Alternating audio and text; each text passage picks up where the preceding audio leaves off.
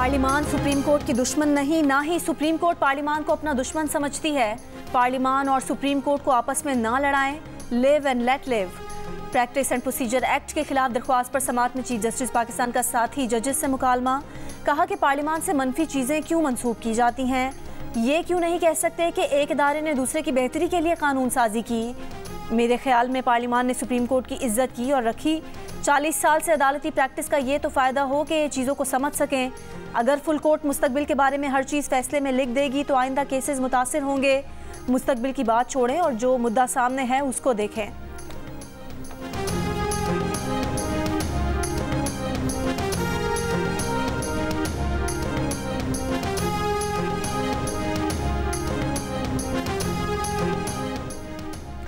Master of the roster का लफ्ज़ दुनिया में सबसे पहले कहाँ इस्तेमाल हुआ, कहाँ से शुरू हुआ? क्या इंग्लिस्तान या अमेरिका में मास्टर ऑफ द रोस्टर का लफ्ज़ इस्तेमाल होता है? हम नौआबादियाती मास्टर्स को क्यों मानते हैं? क्या इस्लाम में मास्टर ऑफ द रोस्टर का कोई तस्वर मौजूद है? अगर कॉलोनियल सिस्टम पर चलना है तो आज़ादी लेने का क्या फ़ायदा है? इस्लाम की रौ से तो मास्टर तो सिर्फ अल्लाह ताला की ज़ात है। प्रैक्टिस एंड प्रोसीजर एक्ट के खिलाफ दरख्वास्त पर समाअत में चीफ जस्टिस काजी फाइज ईसा के रिमार्क्स। जस्टिस मुनीब अख्तर ने रिमार्क्स दिए कि मैं तो मास्टर ऑफ द रोस्टर का लफ्ज़ इस्तेमाल करता रहूँगा, आप जज्बाती ना हो। जस्टिस मंसूर अली शाह ने कहा, मुझे लगता है ये लफ्ज़ स्कूल मास्टर से आया था। अटॉर्नी जनरल ने कहा कि फुल कोर्ट बैठी हुई है, वो इस बारे में तयन कर ले।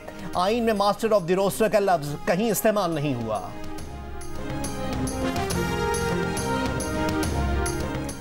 सुप्रीम कोर्ट एक एस्टैब्लिशमेंट और टाइटैनिक है, एकदम कैसे इधर उधर मोड़ा जा सकता है। पार्लियामेंट ने एक्ट में खुद नोटिस से निकलकर हर तरह के केस के लिए जजेस कमेटी बना दी। अगर गलतियां सुप्रीम कोर्ट में हैं तो पार्लियामेंट की भी हैं। जो मसला था पार्लियामेंट उसे ठीक करती।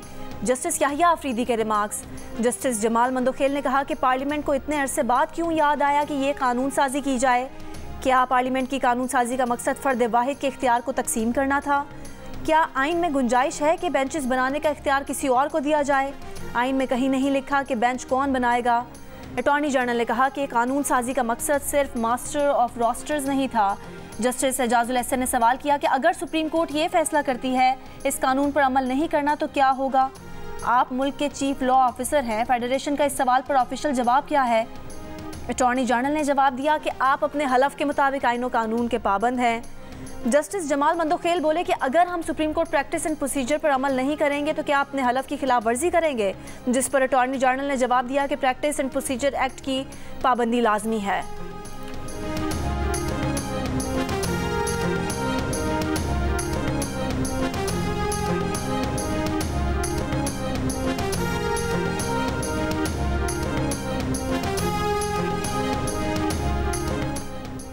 गजा में लड़ाई में मजीद शिद्दत आने का खदशा।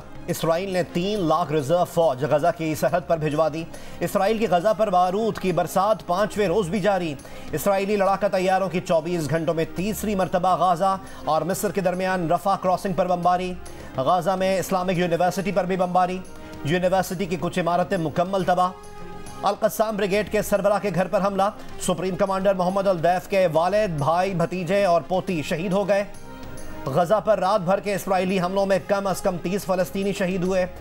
अक़वाम मुत्तहिदा का कहना है कि गाजा में बेघर अफराद की तादाद 2,60,000 से ज़ायद हो गई है।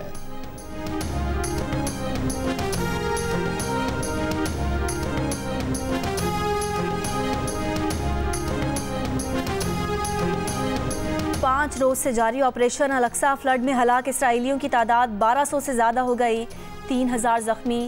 लबनान की हिजबुल्लाह ने बम हमले में इसराइली फ़ौज की गाड़ी तबाह कर दी। हिजबुल्लाह का कहना है कि फ़ौजी गाड़ी को 2 गाइडेड मिसाइल से निशाना बनाकर तबाह कर दिया गया। हलाक अहलकारों की तादाद वाज़े नहीं हो सकी।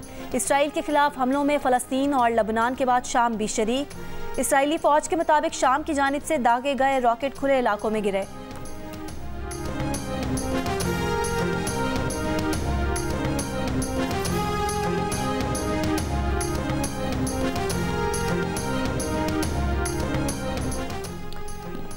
बरतानिया की सड़कों पर फ़लस्तीनी परचम लहराना दहशतगर्दी की हिमायत होगा। बरतानवी होम सेक्रेटरी सुएला ब्रेवरमैन का कहना है कि इसराइल को सफ़ा हस्ती से मिटाने वाले नारे पब्लिक ऑर्डर जुर्म तस्वुर होना चाहिए। पुलिस हमास के हक़ में बुलंद किए जाने वाले नारों पर भी गौर करे। हमास की हिमायत करने वालों या यहूदियों को डराने धमकाने वालों से पूरी क़ुव्वत से निमटने के अहकामात।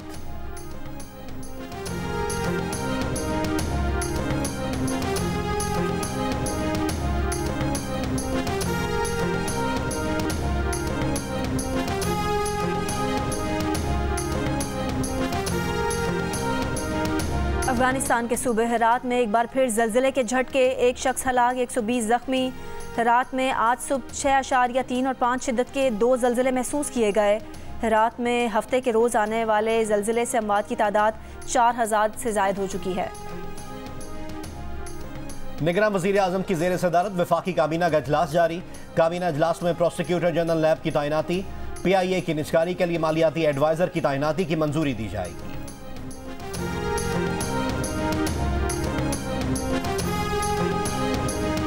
शिकारपुर में खानपुर के इलाके कच्चे कोट शाहू में डाकुओं का पुलिस चौकी पर हमला। SHO महबूब बरोही समेत 5 पुलिस एहलकारों को अगवा कर लिया, कच्चे की तरफ फरार हो गए। SSP शिकारपुर का कहना है कि एहलकारों के अगवा में बुडानी जतोई गैंग मुलविस है।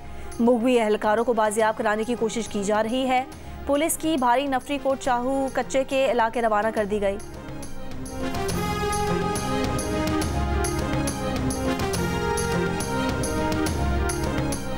सियालकोट मंडी की मस्जिद में नामालूम अफराद की फायरिंग, 2 अफराद जाँ बहक, 1 जख्मी। पुलिस के मुताबिक नमाज फजर के दौरान मोटरसाइकिल सवार 3 अफराद मस्जिद के बाहर पहुंचे।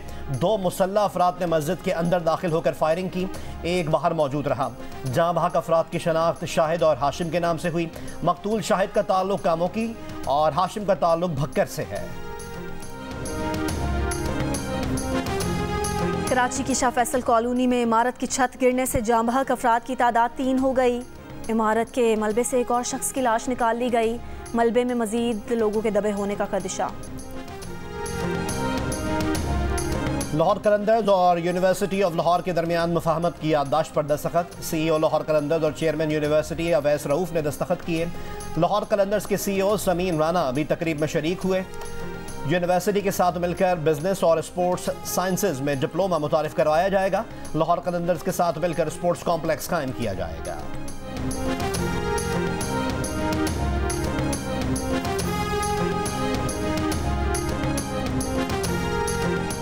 और क्रिकेट वर्ल्ड कप में आज भारत और अफगानिस्तान मद्दे मुकाबिल। अरुण जेटली स्टेडियम दिल्ली में मैच, अफगानिस्तान की बैटिंग जारी। अफगानिस्तान ने 1 विकेट के नुकसान पर 32 रन बना लिए।